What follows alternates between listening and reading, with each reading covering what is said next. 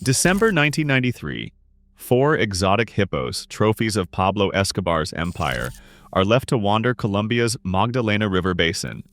Officials assume these animals will fade into history, but 30 years later, a population explosion has turned a forgotten menagerie into an invasive crisis threatening one of the world's most biodiverse waterways. How did a single neglectful choice close off every simple solution? And what truly happens when a country outlaws its own ecological reset? The Magdalena River basin stretches across 257,438 square kilometers, winding through the heart of Colombia's second most biodiverse nation. This vast watershed, older than any city, has shaped the lives of hundreds of endemic species. In its slow-moving waters, the critically endangered Dall's toad-headed turtle once nested undisturbed, sharing the banks with the ancient Magdalena River turtle and the elusive West Indian manatee. Neotropical otters slipped through the reeds, spectacled caimans basked on muddy shores, and herds of capybaras grazed the river's edge. For thousands of years, these species adapted to a world without massive grazers. Since the extinction of Toxodon 10,000 years ago, no animal in Colombia's rivers has matched its size or appetite. The ecosystem evolved in the absence of giant herbivores, with no concentrated pressure on aquatic plants, no heavy trampling of riverbanks, and no surges of nutrient-rich waste. Waterways filtered sediment and nutrients at a slow, steady pace, allowing a delicate balance to persist. The river's floodplains, known locally as cienagas, acted as nurseries for fish and turtles, their shallow waters protected by thick mats of floating vegetation. Here, the cycles of drought and flood determined which species thrived. The absence of any hippo-like animal meant that the only significant nutrient inputs came from seasonal leaf fall, decaying plant matter, and the gradual movement of smaller mammals.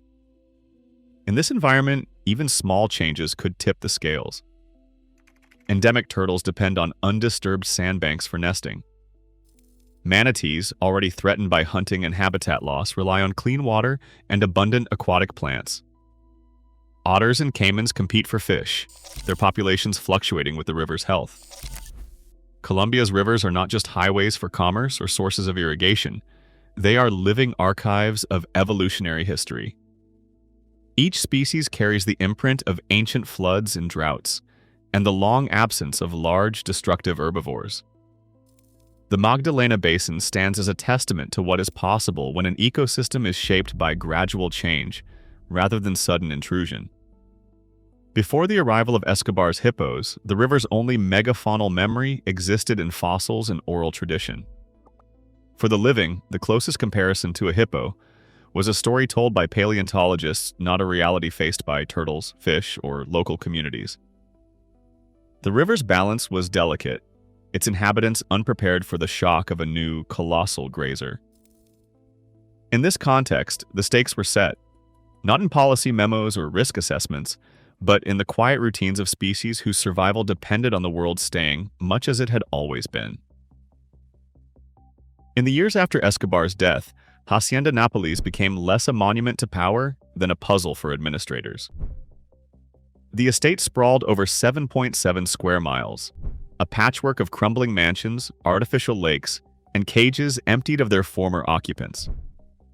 Most of the animals, giraffes, zebras, elephants, were loaded onto trucks and sent to zoos, or they died in the confusion.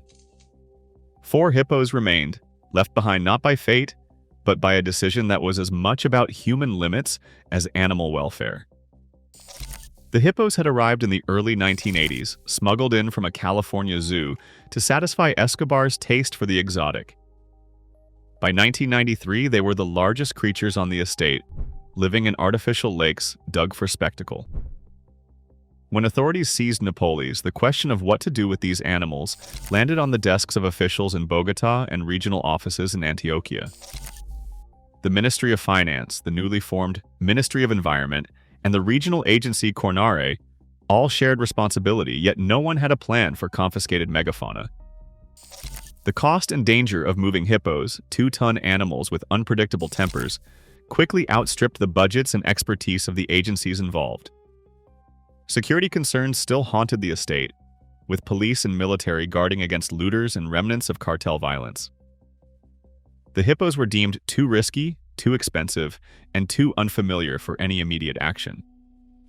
No formal risk assessment or environmental impact memo appears in public records from that period.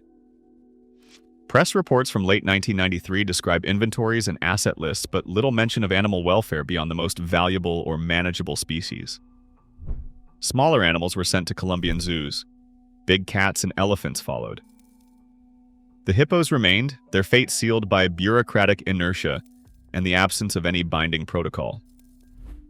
International partners were consulted for lions and ostriches, but no calls were made to foreign zoos about hippo relocation. The ministry's internal correspondence focused on property and security, not on the long-term consequences of leaving 4 giant grazers in an ecosystem unprepared for their presence. By the mid-1990s, the estate was transitioning into public hands. The hippos, left to their own devices, began to breed. Without fences or predators, they multiplied at a pace no official had predicted.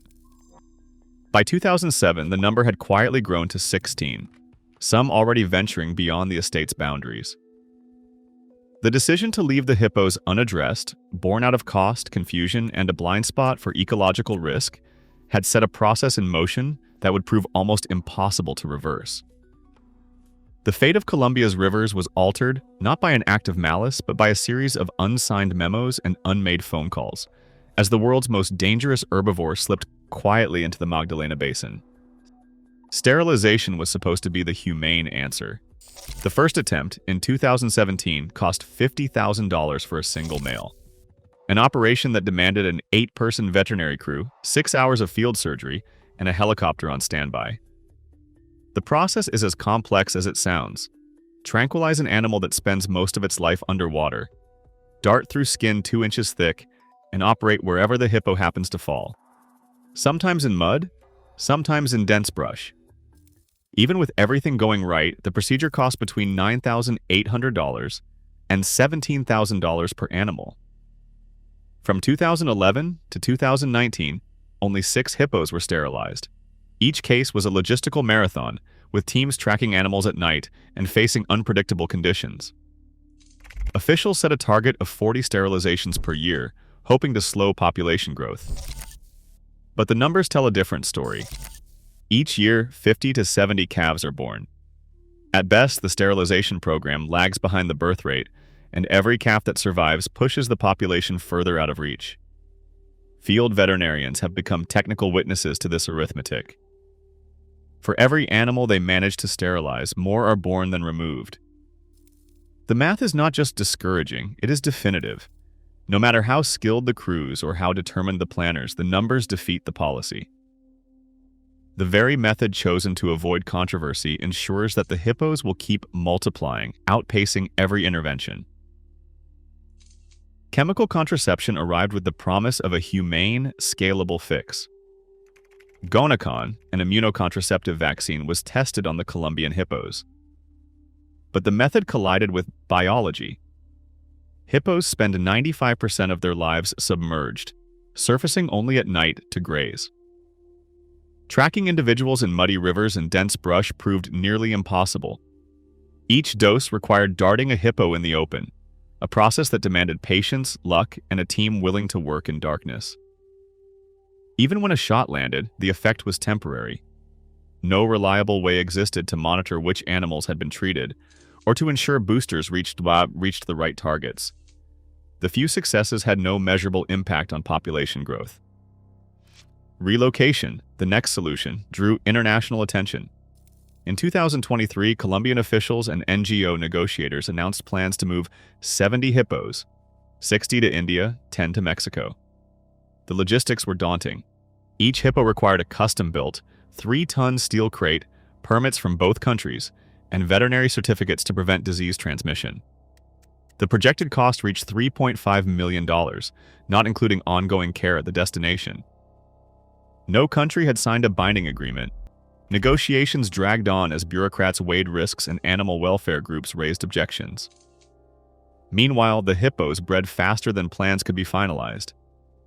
Attempts to send animals back to Africa were blocked over fears of introducing Colombian parasites to native populations. Every alternative, from chemical contraception to diplomatic relocation, stalled or failed outright.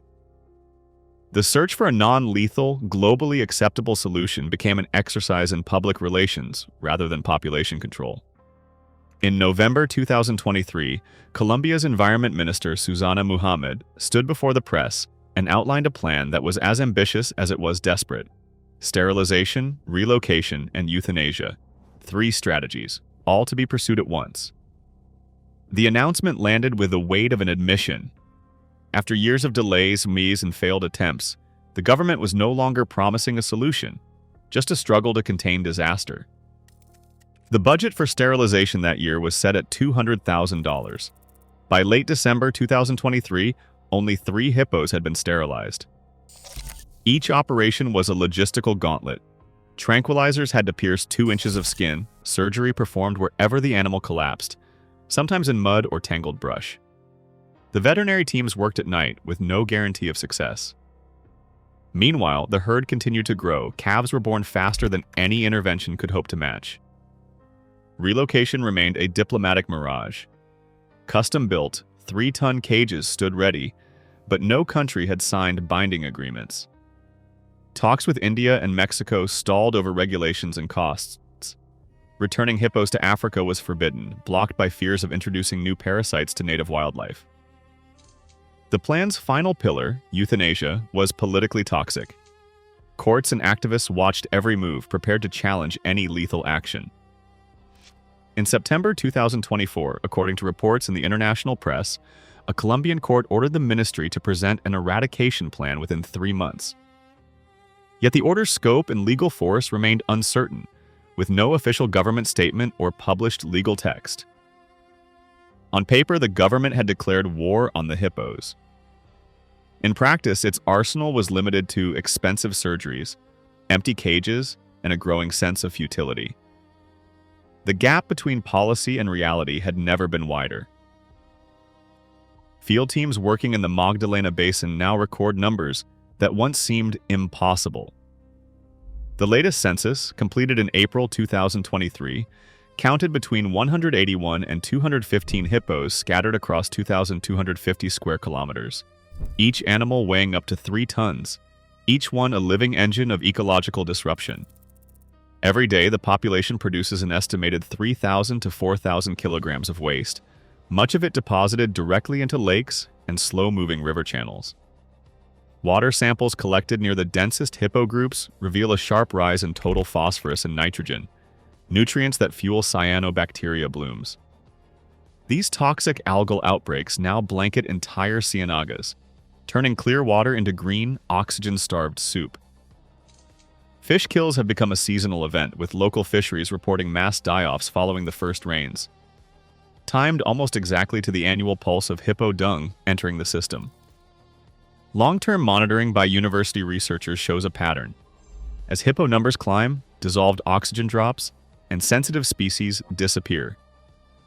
Benthic surveys in lakes with more than 25 hippos have documented the loss of mayflies and mollusks, replaced by worms and midges that thrive in polluted mud. Sediment cores pulled from the bottom of these lakes reveal a layer of organic matter that thickens with each passing year, matching the timeline of hippo expansion since the early 2000s. In the shallows, critically endangered turtles, Dall's toad-headed in Magdalena River, struggle to nest as their banks collapse under the weight of massive grazers. Manatees and otters, once common, now retreat from waters choked by algae and silt. The hippo's range is no longer confined to the old estate.